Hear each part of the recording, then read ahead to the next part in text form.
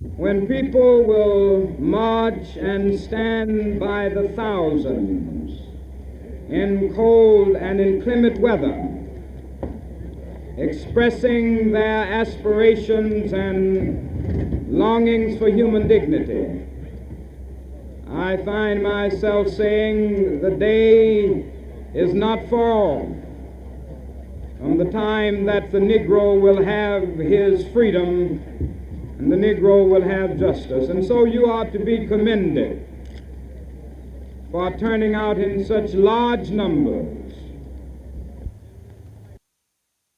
Nor do we believe that we can long tell Americans to practice nonviolence at home, while our nation is practicing the very essence of violence abroad in this morally and politically unjust war. Therefore, the Board of Directors of SCLC recognize that the voice of the poor in America cannot be heard over the sounds of battle. Our primary thrust is still to secure equal rights for all men in this land, rather than have the American dream slain in the jungles and swamps of Vietnam. We pledge ourselves to do everything in our power to end the war.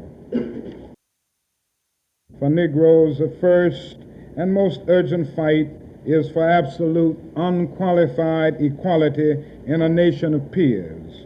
Watts, Harlem, Chicago clearly reveal that the frustration is spilling ever into a dangerous bitterness that threatens American democracy from every side.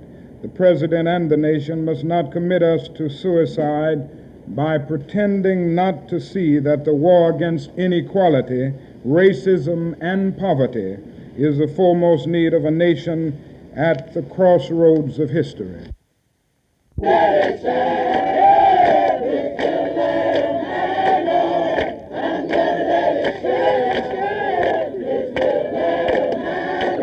But we are sick and tired of being all cramped up in the West End.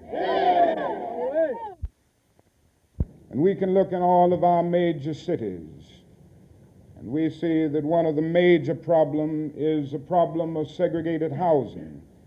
This is what the demonstrations are all about in Louisville right now.